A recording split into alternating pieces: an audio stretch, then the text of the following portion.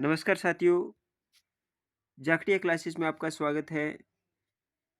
आज की इस क्लास के अंदर हम राजस्थान इतिहास की राजस्थान प्राचीन सभ्यताएं पढ़ रहे हैं, जिसके अंदर हम पिछले वीडियो में पिछली स्लाइड के अंदर हमने राजस्थान की प्राचीन सभ्यता के अंदर जो प्रमुख सभ्यता थी कालीबंगा सभ्यता, इसके बारे में पढ़ा था। आज हम एक नई सभ्यता के बारे में नया टॉपिक लेके आए हैं, आहड़ सभ्यता। इससे संबंधित आरबीएससी मैंने जो ऊपर स्लाइड पे लिख रखा है, आरबीएससी 6 से लेकर 12 तक की जितनी भी कक्षा जो पाठ्यक्रम लगता है, उसमें से जो आंकड़े हैं वो संग्रहित करके इस वीडियो के माध्यम से, इस स्लाइड के माध्यम से, इस पीडीएफ के माध्यम से मैंने तैयार की है ये स्लाइड, जिसके अंदर आप अच्छी तरह से इस कंटेंट को कई किताबों के माध्यम से भी सोर्स नहीं कर पाओगे। तो शुरुआत करते हैं आहड़ सभ्यता की। आहड़ सभ्यता में अगर बात करें तो प्राचीन शिलालेखों में आहड़ का पुराना नाम ताम्रवती था, जैसे स्लाइड में लिखा हुआ है। 10वीं और 11वीं शताब्दी में से आघाटपुर या आघट के रूप में जाना जाता था। आहड़ सभ्यता उदयपुर में स्थित है। अगर प्रश्न पूछा जाए कि आहड़ सभ्यता का संबंध किस जिले से है, तो वह है उदयपुर।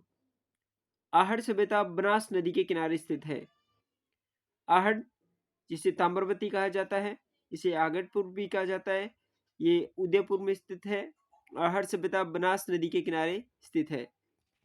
इसके बाद अगर बात करें, आहड़ सभ्यता को ताम्र युगीन सभ्यता भी कहते हैं। आहड़ सभ्यता की खोज अक्षय कृति व्यास ने 1953 में, ये बहुत ही मोस्ट इंपोर्टेंट है क्योंकि इससे संबंधित प्रश्न एग्जाम में काफी बार पूछे जाते हैं। आहड़ सभ्यता की खोज अक्षय कृति व्यास ने 1953 में और रतन चंद्र, यानी जिसे आरसी अग्रवाल के नाम से भी जाना जाता है, 1954 में की थी। इन दोनों ने, अक्षय कृति व्यास ने, अगर ऑप्शन में अक्षय कृति व्यास ही आए तो 1953 में उन्होंने शुरुआत की थी और उनका सहयोग किया था 1954 में आरसी अग्रवाल ने। इसके बाद में अगर इसके उत्खनन का कार्यभार है वो किसके नेतृत्व में हुआ था, तो 1962 में एच डी सांकलिया के नाम से जिसे जाना जाता है इतिहास के अंदर, हंसमुख धीरज लाल सांकलिया ने इसका उत्खनन कार्य का नेतृत्व किया था। इसके बाद आहड़ सभ्यता का कालखंड है वो दो भागों में विभक्त है। प्रथम भाग है वो ताम्र युगीन कहलाता है। द्वितीय कालखंड है वो लोह युगीन कहलाता है। आहड़ सभ्यता को बनास नदी के किनारे स्थित होने की वजह से बनास संस्कृति भी कहते हैं। आहड़ सभ्यता का समृद्ध काल 1900 ईस्वी से लेके 12वीं शताब्दी तक माना गया है। और ये मानने वाले कौन थे? ये मानने वाले थे गोपीचंद शर्मा, गोपीनाथ शर्मा है जो इसने समृद्ध काल 1900 से लेके 12 ईस्वी तक माना है। इसके बाद में आहड़ सभ्यता 4000 वर्ष प्राचीन है। आहड़वासी ताम्र धातु कर्मी थे। आहड़ से प्राप्त उपकरण काले व लाल रंग के मृदभांड प्राप्त हुए हैं। आहड़ वासियों का प्रमुख व्यवसाय था वो तांबा गलाना था। आहड़ सभ्यता से भट्टी नुमा चूल्हा मिला है। आहड़वासी बर्तन बनाने की कला में दक्ष थे। आहड़ के मकानों की दीवारें पत्थर और मिट्टी से बनी थी। आहड़ की छतें हैं बांस और केलू से बनी थी। आहड़ के आवासीय भवन अगर पूछा जाए तो ये ईंटों से निर्मित थे। अनाज रखने के बर्तनों को गोरे व कोठे कहा जाता है। अगर प्रश्न कई बार आता है कि गोरे व कोठे कहाँ से प्राप्त हुए हैं, किस सभ्यता से प्राप्त हुए हैं, तो ये आहड़ सभ्यता से प्राप्त हुए हैं। इसके बाद अगर बात करें, आहड़ सभ्यता को काले व लाल रंग के मृत भांडों की वजह से ब्लैक एंड रेड वेयर कहा जाता है, क्योंकि यहाँ पे काले व लाल रंग के मृत भांड प्राप्त हुए हैं। इसे ब्लैक और रेड वेयर सभ्यता भी कहा जाता है। आहड़ के लोग हैं वो चावल से परिचित थे। ये जितने भी मैंने स्लाइड में मैंने जो लिख रखे हैं, ये कहीं न कहीं किसी न किसी एग्ज़ाम के अंदर ज़रूर आए हैं। इसके बाद राजस्थान में लोहे युगीन प्राचीन साक्ष्य आहड़ से ही प्राप्त हुए हैं प्रथम में। आहड़वासी गेहूँ, ज्वार और चावल से परिचित थे। आहड़ के उत्खनन से लेपिस लाजुली एक पत्थर मिला है जो ईरान से संपर्क का साक्ष्य दर्शाता है।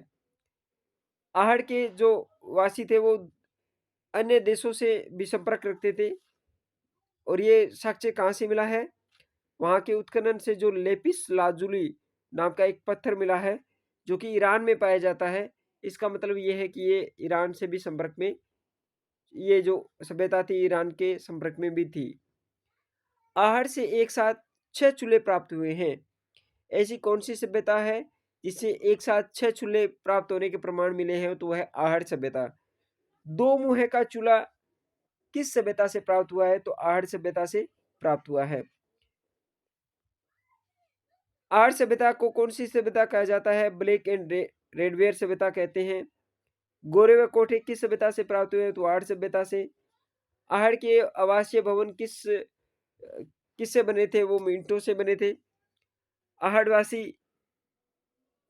जो कि तांबा गलाने में प्रसिद्ध थे। तो इस तरह से जो जितने भी इस स्लाइड के अंदर जितने भी मैंने टॉपिक दे रखे हैं, वो कक्षा 6 से लेके 12 तक की जो राजस्थान हेरिटेज की किताबें लगती हैं, उनसे ये सोर्स प्राप्त किया है मैंने और बढ़िया तरीके से, बढ़िया धैर्य से इस स्लाइड को तैयार करके लेके आ रहा हूँ।